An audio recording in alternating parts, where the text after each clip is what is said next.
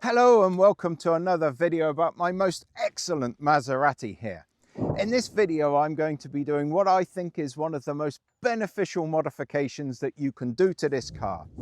I am finally getting rid of that hideous old infotainment system from 2008, and with it I will be getting rid of a whole series of chunky, messy, horrible, sticky buttons too.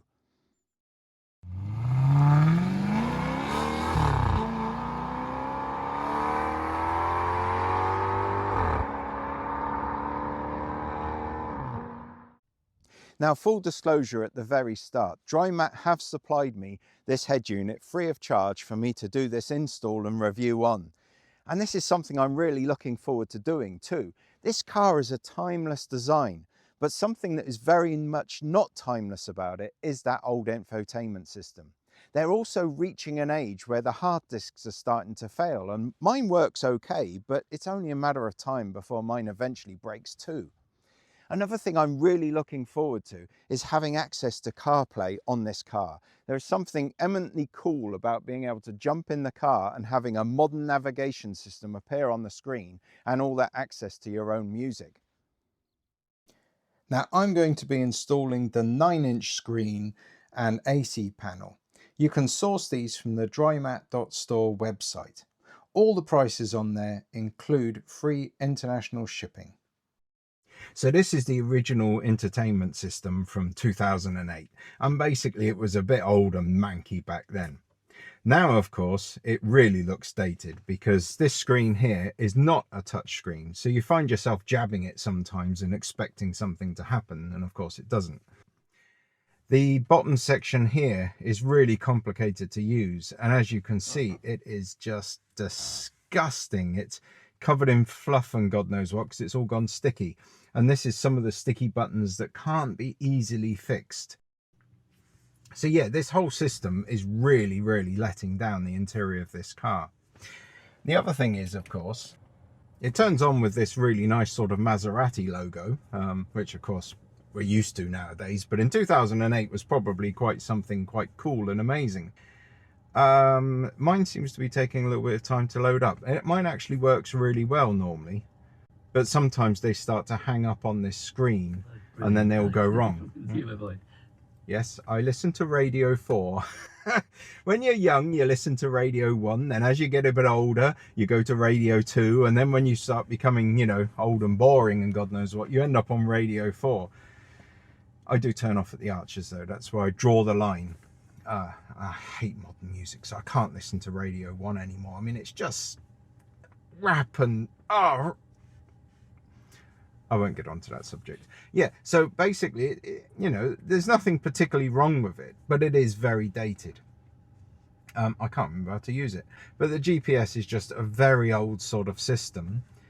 Obviously, it's massively outdated as well, because this is from 2008, and to update it, you'd have to buy some fancy disc at hundreds of pounds, and of course it won't do what my phone here will do, which is my phone will take the traffic information and then route around things, and it will be instantly up to date and have speed cameras on it.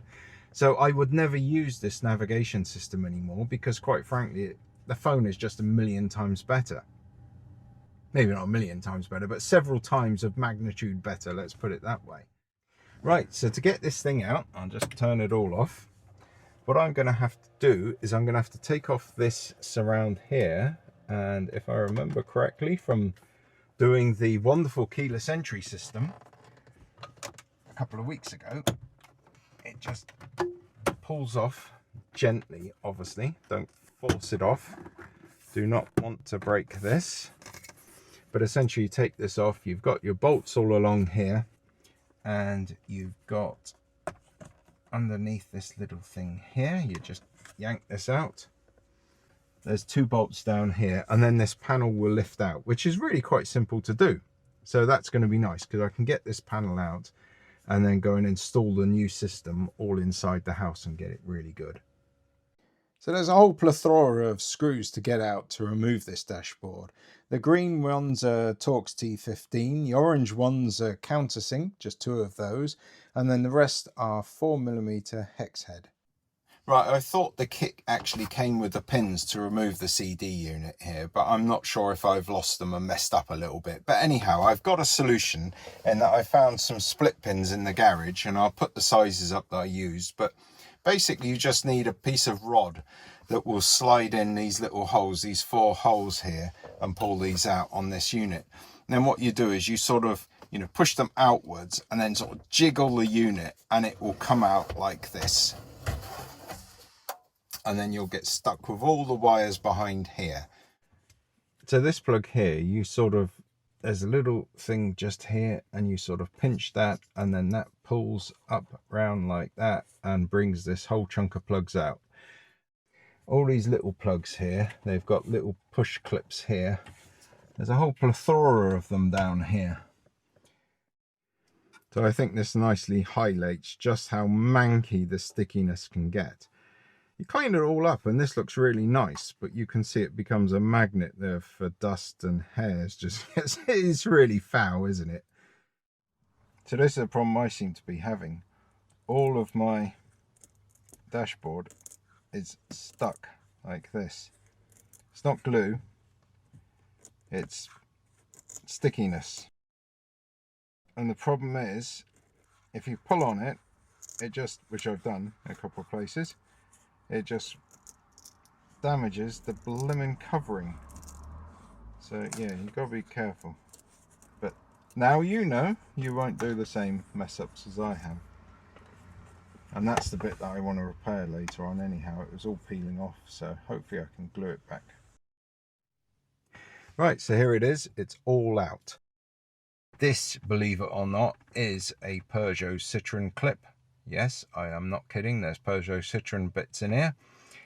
And you sort of push on there. It got a little bit difficult, so I had to use my scriber tool, which looks like this, to get the one on the other side because I couldn't reach it.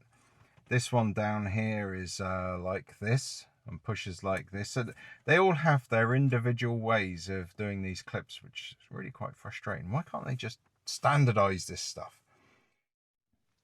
So here's the panel all out. So what I've got to do now is I've got to start removing all this lot. So I'm just going to turn it this way up like this. And most of this is a 3mm socket. Right, loads of nuts and bolts here. So most of them were 3mm. Some 8mm nuts around here. And then a few crosshead Phillips screwdrivers as well. And that means now I can get my air conditioning unit out. This pulls off. It's glued slightly on there, but it comes off. That blimmin' thing just came on there. Actually, it's quite nice little fittings, those, aren't they, really? And then this bit here, which again, you're going to have to be careful with not to damage this manky stuff. That comes off like that.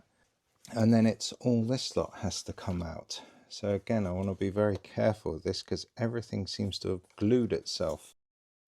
So I reckon this might be one of my top tips actually, is just to use a knife, very blunt knife at that, just to try and eke this away. There you go. One other thing you have to take off is the original sticky buttons like this. So it's actually 2 screws. This one was broken. Not me. Maybe someone jabbed the sport button too hard. I don't know. But fortunately the new unit, obviously that doesn't matter because it's going to screw into the new unit, which isn't broken. But yeah, you look at the state of these buttons and it's horrible because they get sticky, so sticky that when you go to push the button, it won't push and you have to push it hard and then it goes as it goes in. This one is almost savable, but it lost it there, so I'm afraid that's gone. These can be cleaned, they're not hardly been touched, but yeah, these two, I think I'm just going to clean them completely off. They've still got the thing underneath which would shine up at night, but I'll just have to remember that's park off and that's start. I think you can get little Electroset stickers for them, so maybe that's what I'll do.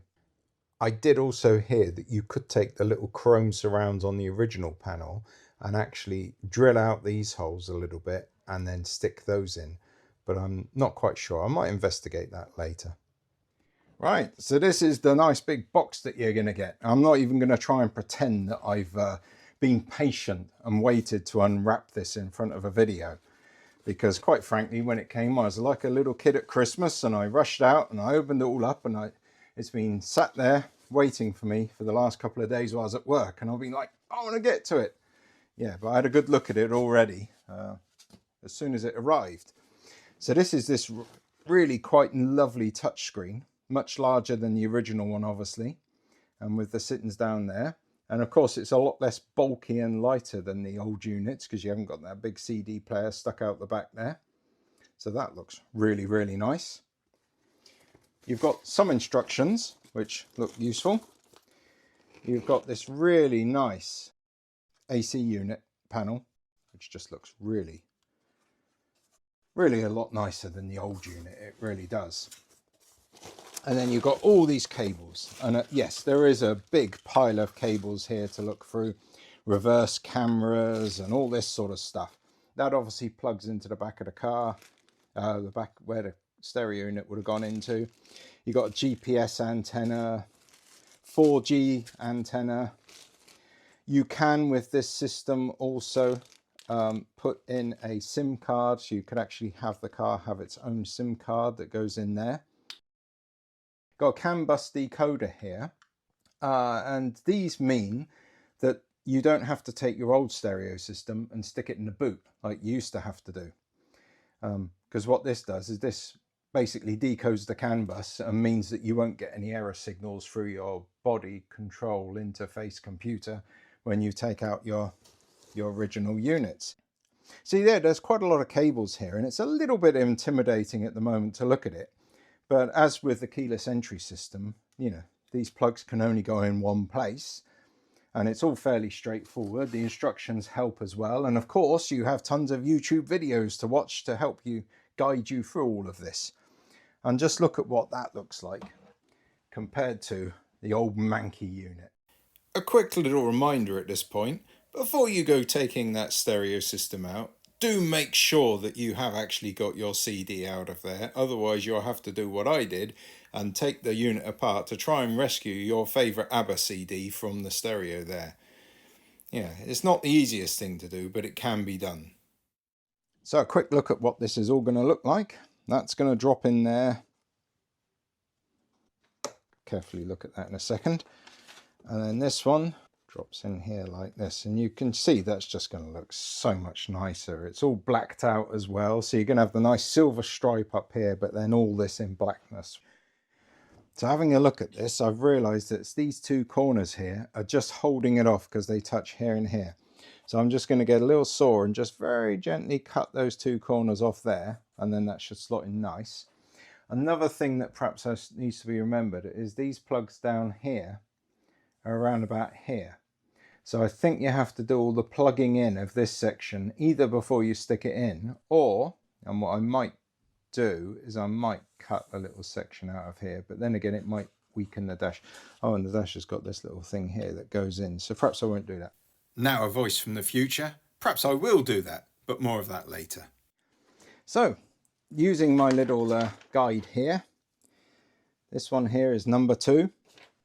Number 2. The instructions are very clear and easy to follow, so I'll leave this part to them. So now we want to fit my start stop button in here. So I've made a mark, and now I've got to drill a hole. So I've got my nice hole saw here, and let's drill a hole. Yeah, I'm just kidding. Don't use one of these. You'd absolutely mess it up something hideous. This is really soft material. So in actual fact, I've bought myself a hole saw here, and I'm still not going to go into there because it literally just tear the material up. I've already just gone like this with my hand through, and now what I'm going to do is I'm just going to use this to mark it. Not actually turn it round, by the way, but just mark it, and then I can cut with this sharp knife. I'm hoping I get this right. If I don't get this right, then obviously I'm not going to show it in this video. Fortunately, I did get it right. Anyhow, so what I did then is after peeling off that bit of stuff on the front, I cut through from the rear side so that I wouldn't damage the face. Right, I think I'm through on that bit. Oh, look at that. Then a quick little bit of filing just to sort of match everything and just widen it out a little bit. like this, and that got it up to the correct diameter for the switch. And I think this now fits in place like that. Not sure if I'll do this or not, but the new thing here doesn't support this middle bit, and I've noticed the middle bit seems to be bending up in a little bit, so I might stick a screw in there, and then when I stick this over the top it will like push that out a little bit and keep this in place, but we'll see if it works. Right, putting that screw in seems to have done the trick actually. It's now pushed this back up again so it meets this panel quite nicely. Right, so I've tuned up my screw that I've put back there, just using some long nose pliers so I didn't have to take anything off, and just sort of tweaked it a bit. I've noticed it's a bit tight round here. This isn't due to this panel, because when you remove this you can see that it's been like that, and I think it's been like that for years. So the old panel was pushing into this corner, so obviously it's the way the dash is. So I'm going to do something perhaps a little bit unadvisable and just gently file a little bit off of that so it sits in there a little bit nicer. So quite how advisable this is. Don't do this at home. There you go. Don't do as I do. You have to remember that Maserati's, the Granturismo, was hand built. They only have one robot in the Maserati factory, or had when they were building these, and that was the one that puts the windscreen in the car, and I think does the beading of the glue for the windscreen. Everything else hand built. Yeah, that sits just that little bit nicer now. That's just that bit better. So there's only two fixings that you use to actually secure this in, whereas the other one had fixings all up here and everywhere. But I'm using the original Maserati big washers and these 3mm, weren't they, bits here. And the final job there was just to repair that bit of manky trim there. So I made this little sort of bit of rag and just tore a slit in it so I could just make sure I didn't get glue over everything. Okay, I've now moved it all to the car out here, and I'm trying to get it in. I'm just getting a little bit confused. So my confusion is because I was not expecting some plugs to no longer be needed. There are two silver plugs that are left disconnected. I believe these link the displays. However, with the CAN bus link, there's just no requirement for these anymore. Then two of the three antenna links are left disconnected too. The white one links to the head unit. The grey is a secondary antenna that's just not required by this unit. And the third one is the original GPS. Now, for the GPS, I'd removed the pillar cover to mount a new GPS antenna and a 4G antenna. In hindsight, the 4G antenna could have gone underneath the dash, and I could have bought a FACRA adapter and linked the original blue GPS plug to the head unit. That would have saved me quite a bit of time. So I got everything back together, or mostly back together yesterday, and I suddenly realised I hadn't done my obligatory take everything apart and do things twice. So I realised I'd have to take it apart again. And sure enough, during the night, I sort of suddenly thought, I'm unhappy with the amount of wires coming out of that top part of the dash and the cooling and everything, and I came up with a slightly better system. So if you remember, I didn't really want to cut the back of the dash because I felt it was a little bit, it might weaken the panel a little bit. But I've realised if I cut some holes in there, I can direct the wires straight out the back and thus give them a little bit better sort of flow through, flow through of air, and also the wires will exit the panel quickly and not touch the back of the unit, allowing a bit more sort of cooling around the system. So I've just quickly taken this up, and you can see that these fins here have indented in there actually. So I think it would be wise to make a little hole there or something, just so that they don't indent. There's a peg here that goes into the dashboard, so I don't want to touch any area around there, and I want to keep this structurally sound. But this big bundle of wires here that's got all the aux-in plugs, if I were to make a hole there, I could take that plug straight through there into the back of the unit, and maybe this plug here, possibly underneath the pin.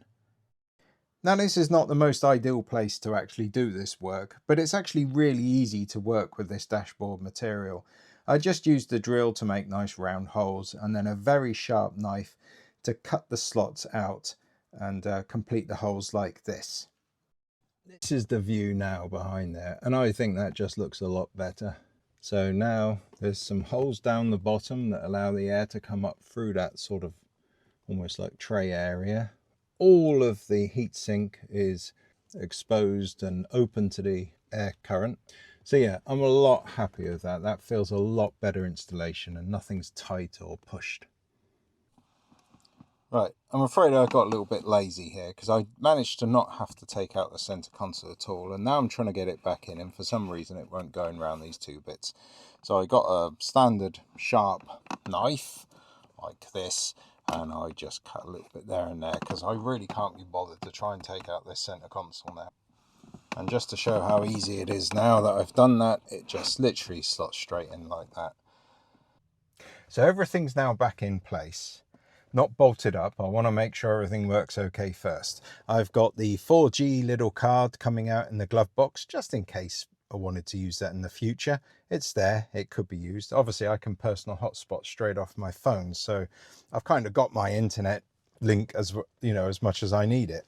I've linked up the original factory USB key to that USB port. I did identify the right one in the end, and that's running well. So now it's really time to give it a proper test and make sure everything's okay before I do all these nuts and bolts up. So my start stop button in the correct place now. Let's see how it all boots up. I don't know if you can set a home screen. I will figure that out in a bit. I don't know what that means. Okay, so I started struggling, I pressed random buttons and I got very, very confused, and you don't want to see any of that. So now I've figured out how to use the system properly. Now I can turn it on and show you how it all works. But yeah, so this is your base system, and you can swipe along here and you can see everything you've got. Now there are a few things that you need to immediately change, or would be very helpful to understand before you get too further on. One of these is that this home button is fantastic, but if you install a car launcher or mess around with gesture controls, I'm not quite sure, this disappears. And if you're an Apple user like me, you then get stuck. I mean, I turned on CarPlay and then I couldn't figure out how to get back to the screen. I just did not know. Of course, if you're an Android user, now you're actually going, it's no problem. All you have to do is swipe down and this bar comes up here. And it will give you the home button, which is that round button there. It will give you various bits and pieces, volume, and the state of your Wi-Fi. Right, the second problem I had is after installing all of this, I came back to the car the next day, unlocked the car, and I found that the passenger door wouldn't unlock and the boot lid wouldn't unlock. And I thought, oh no, what have I done wrong? Well, it turns out you just need to change a setting in here. It's set to default to leave these locked when you've unlocked the car, presumably for areas where there might be carjacking or some kind of security problem. Anyhow, to fix it, all you have to do is come along here to car information, press on that, and you see you've got all the miles that you've done. It's all in kilometers. There's a way to change it. I haven't figured that out yet. There's all your various travel things saying how many liters per 100 kilometers, but you can change that to miles per gallon. Anyhow, oh, a speed limit. Mine's off, obviously. Not obviously, but yeah. But you scroll down here. Here you can see that interesting thing that it says instrument panel buzzer volume. And it can be set to, it comes default as 3, but you can turn it down to 0. I'm not sure if that doesn't disconnect the buzzer on the dashboard. And if it does, you don't have to do all that stuff that I said in my last video about taking that blimmin' buzzer out. Anyhow, I digress. So if you come down here, independent unlocking of driver door, that was set to on. An independent trunk lid unlocking, that was set to on. So you just turn those, you know, it was set to on, you just turn them to off, and then that cures that problem. It did really confuse me, that one. There's a few other settings in here, and I haven't really played around much to find out, but you've got daytime running lights. I suppose if you see, this car was sold into Sweden, that's law that you have the daytime running lights on all the time. Now, the third problem I had was that the sound was terrible. I mean, really awful. The rear speakers and the subwoofer were hardly working at all. And I really got worried at that point. But again, it's in one of the main settings, and if you go here, and then if you go into factory setting, now for mine, the passcode to get into factory settings is 7890. There's others where it's 123456 and everything, but I found on this particular system it's 7890. There's a whole list of passcodes online that someone's put up. So you see there's a lot of things in here. Most of these things I just don't think you want to touch at all. But anyhow, the thing you want to go down to is original car with power amplifier. That was set to open. Now this car did come, and I presume open is on, by the way, and closes off. There must be a bit of translation thing going on there. This car did come with an amplifier. It does have an amplifier rather in the boot. It's a Bose amplifier. I think the thing is though, is if this is set to open, it assumes that some of those rather cool sort of audio input jacks that are in the back of the radio there will power that power amplifier. So if that's set to open, basically you're powering out into those jacks and only a little bit of sound is going via the normal OEM harness back to the rear speakers. So it sounds terrible. So you have to set that to close. And as soon as I did that, everything sounded fantastic again and worked really well. Interesting point just on that. On the back of the unit, you have got all those little audio jacks, so you could really expand the system, put in additional amplifiers. There's a HDMI slot in there, which I presume you can plug a DVD in there, so you could play DVDs on the head unit and all that sort of good stuff. So with that all done, you can start playing around, and now you know how to get back to the home setting and you know how to navigate around. It's quite fun to play with. So as I said, there's tons of things. You've got Play Store, which you can go in to get new apps. You've got Google, so standard browser. You've got the Chrome browser, system settings, which is quite important. I've already downloaded Netflix and Send Anywhere, which I'll talk about in a minute, and there's Agama. You've got YouTube in here. So if you like watching car videos like I do, you can come and sit and watch them in the car, which just seems really nice, I think. So for example, to demonstrate that, if you go into system here, I've already set my internet up.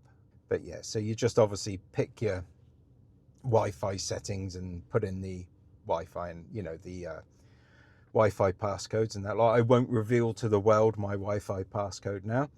And then you can go to anywhere, but obviously you can go to YouTube. Look, Shed by the Tracks is here. He's got his Halloween show. Randall's online again. That's great.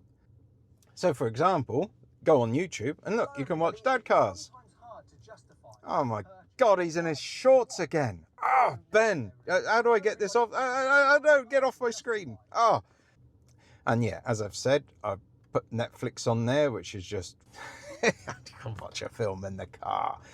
If I ever do take this car to France, then I can sit in the ferry terminal and watch a film while I'm waiting for passport control and everything. Now to install a boot logo, or a boot screen, that's the screen that comes up when you first turn on the unit, you have to go into system, and you can somewhere around here go into user, and then it's boot screen, and you can pick a boot screen. But to get the boot screen in there, because obviously when you first start this up, it's going to have nothing in there, you have to create a BMP file. So you get your Maserati logo, or like I've got here, one of my pictures here. And what you have to do is save it as a BMP file. Now on the Apple iPad that I'm running, because obviously I'm an Apple user, I downloaded a particular app that will do that. Then you have to get it onto this actual unit here. So for that, I used Send Anywhere. So again, I went onto my App Store in the iPad. I downloaded Send Anywhere on there. I went on here into the Play Store, which is, you know, back here, and I downloaded the Send Anywhere app from there. And then you can save it into your files, and then in this screen here, you can go select what you want, and that will become your new boot screen. Now, next real cool customization to do is to install a car launcher. You know, on reflection, I quite like what comes with the unit. But if you would like to install a car launcher, which basically transforms how this looks, you can go into your Google App Store and you can search for Agama car launcher, go on that, and it will come up. There are other car launchers exist, obviously. There's Car Launcher Pro. There's a number of them. A number of people have done YouTube videos about these. And then you can install your car launcher direct from here. Agama was £5.99. So I rather like the simplicity of the system that comes with, you know, already installed. But this does kind of look quite cool. I mean, I've put the Maserati logo in the middle there. I can't quite remember how I did that. Oh, there you go. You can set up all of these things by swiping like that and adding in extra little apps that pop up. The other nice thing about this particular boot screen is then, look, you've got your internet connection straight there. So another feature of this head unit is that it does actually come with a reversing camera. I'm not going to go into too much detail in this video. I might actually do it as a separate video later on. But it's a fairly thin cable that comes out the top of the unit here, and you can tuck it underneath the center console, run it all the way back. The rear seats pads, they come out with just three bolts, and then you can go underneath the fuel tank, up through the conjugated sort of like tube that goes into the boot lid, and straight out the back by the number plate. You don't need to drill any holes or anything, so it's a relatively easy install, that one. Then on top of that, you've got all the steering wheel buttons here that control the head unit really well and just immediately link up. And then this little button here does Siri. Siri, are you planning to take over the world? Of course not. I don't really believe her. Right, it's been about a week since I installed the unit, and I have to say I'm very happy with it. Not only has it made the interior a much nicer place to be, but also CarPlay has just brought a much more seamless approach to every journey. For one thing, I get in the car and just suddenly everything appears on the head unit, my maps, my music and everything. There's no more of that sort of propping the phone up somewhere, you know, and hoping it doesn't drop into the footwell where you're going to stamp on it or something by mistake. Now, in terms of how long it takes to install the unit, and the sort of difficulty level, it's not particularly difficult to install, but it does need a certain amount of care and attention. So I would set aside a day for it. It's not going to take you that long, but that's going to give you lots of time to have tea and chocolate and stuff like that, and just take that real sort of careful approach towards removing the dashboard, because that material really is quite fragile and you have to be quite careful to just peel that dashboard material away and make sure you don't damage it. So I'd like to give a big shout out and thanks to DryMat for sending me this unit, and I hope you've all enjoyed watching this video and it might have been useful to you. If it has, then please consider liking and subscribing. And now I'm going to go watch Autofunk and see how he's doing with that Corvette. Ah, cake, cool. Chocolate milk. Oh man, that's a nice Corvette in it. Oh, don't have a cow, man. Dude, that's a bad jumper.